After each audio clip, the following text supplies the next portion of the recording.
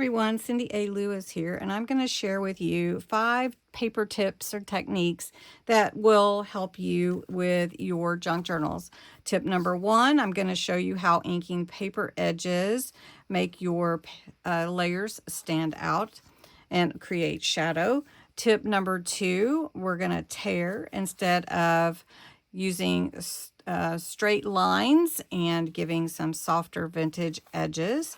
Tip number 3 is to lightly distress with one color. So you could add just one color and create all kinds of beautiful imagery to support your focal points. Tip number 4, offset your layers for instant depth. So I'm going to show you how I chose to do that one. And lastly, tip number 5 today is to stamp off once for a faded impression. And you can see my background where I stamped off on this background to support my butterfly here. So stay tuned and I'm going to show you how to do all 5 of these.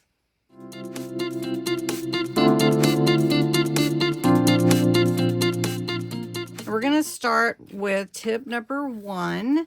And that is inking your paper edges before you layer it anywhere. And I'm going to share with you the technique, how to use it, why it works, and reflect a bit with you. So before assembling your page layers or any of your papers, you want to lightly ink the edges of each piece using a blending tool or by gently just swiping the ink pad on the edge, because then this will let your color slowly build instead of pressing hard. So you don't want to do that. So you can ink the edge like this. And why do you want to do that? How do you want to do it? You can do it on book pages, you can do it on tags, you can do it on your pockets, you can do it on any scrap layers before you glue them together. That's one way with your blending tool. You can even take your ink pad to it and just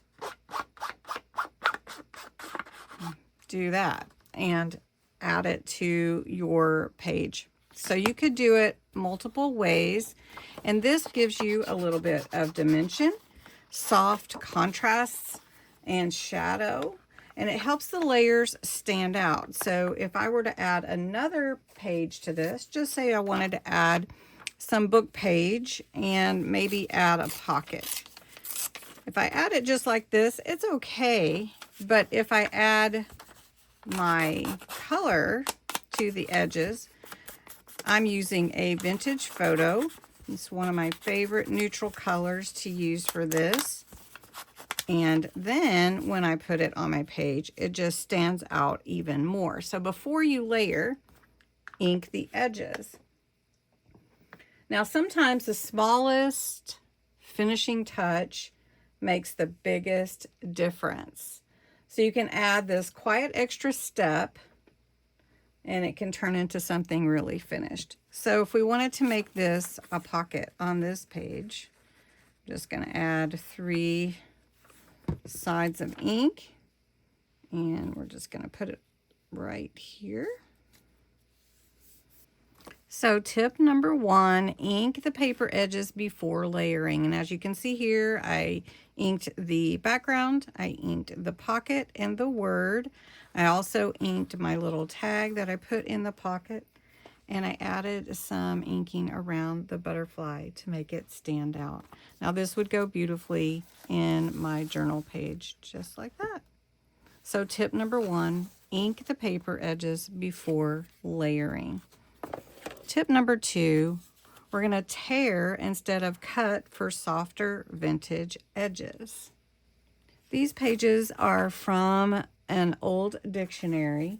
So the technique for tear instead of cut for softer vintage edges is to gently tear the paper by hand instead of using scissors or a trimmer.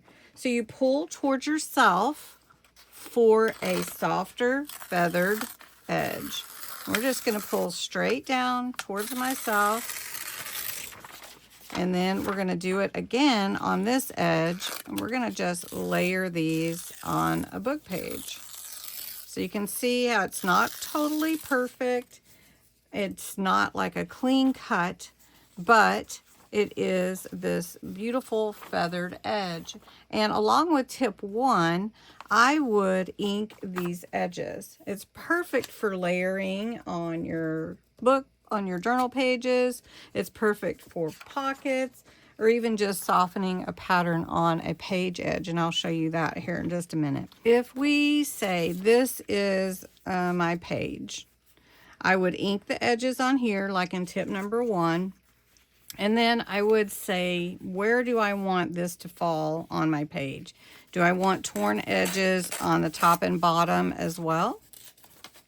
So I'm going to go ahead and do that. And then I am going to go ahead and ink the edges just like I did in tip number 1. And again, why am I inking the edges just like I did in tip number 1? Because it creates a soft contrast and a shadow, and it helps each layer stand out instead of just blending together. So what we're going to do here is we're going to actually make a sort of a waterfall type page here. We're going to glue them down and have 2 pockets. Okay, so first we see we want this one here, so I'm going to take that one off, and I want this one about right here, so I can see I want it about in the middle, so close enough. I'm leaving my torn edges, and I'm just going around the 3 sides, and we're putting it right here. Okay, like that. And then we're going to take this one and layer it on top. And you can see the fun look from the torn edges. Tear the edge instead of cutting for a softer vintage edge look. And this is tip number 2. And you can see here, you could definitely embellish a lot more, but I wanted just to get you the idea of what you can see with this torn edge, and it's so pretty, and it's one of my favorite ways. And then I just made the tag pull with the edges as well. So that is tip number 2. Tip number 3 is lightly distress with one color. So I just want to do that with this page here. And it's a book page, and so it already has some vintage look about it. And you could actually use any color that you want to use. So you choose a neutral color, and like this one, my vintage photo, and you softly blend it around the edges. You add it lightly across the surface of the paper. And then you can use it for backgrounds, for your junk journals. You can even make it into cards or pockets, and it brings that cohesive vintage tone. So just bringing in the edge with this color, neutral vintage color. So I like this color, vintage photo, but there are a lot of pretty colors that you could use besides vintage if you like other colors better. So then we've got all around the edges, but I want to bring this into not just the edges, but I'm not going with the same weight in my hand. I just went around lightly, and using one color, it unifies everything, and then it prevents like muddy overwork layers and things like that. Now, you don't need every color to create something beautiful. And another thing you could do is just take your ink pad and stamp on there to create a background image as well. And just kind of creating some depth and everything. So anyway, that is tip number 3. Lightly distress with one color. So you don't need every color to make something beautiful. Simplicity often, it feels timeless. So that's number 3. Number 4 is offset your layers for instant depth. Now this is a great one. So I've got 3 sheets here. We're actually going to tear them. I'm just going to tear them so they're not the same size. And So then I have like 3 to make my background. And what I'm going to do is offset them. The technique is, instead of just lining them up one by one, which you could do, let's make this one a little bit shorter. Okay, so you could line them up like this, and that would be pretty cool looking, wouldn't it? I mean, you've got your different layers, and that would look really cool. And it would give you depth, right? But if you shift them slightly, you have a whole different look to your page, and you can see things peeking out from behind.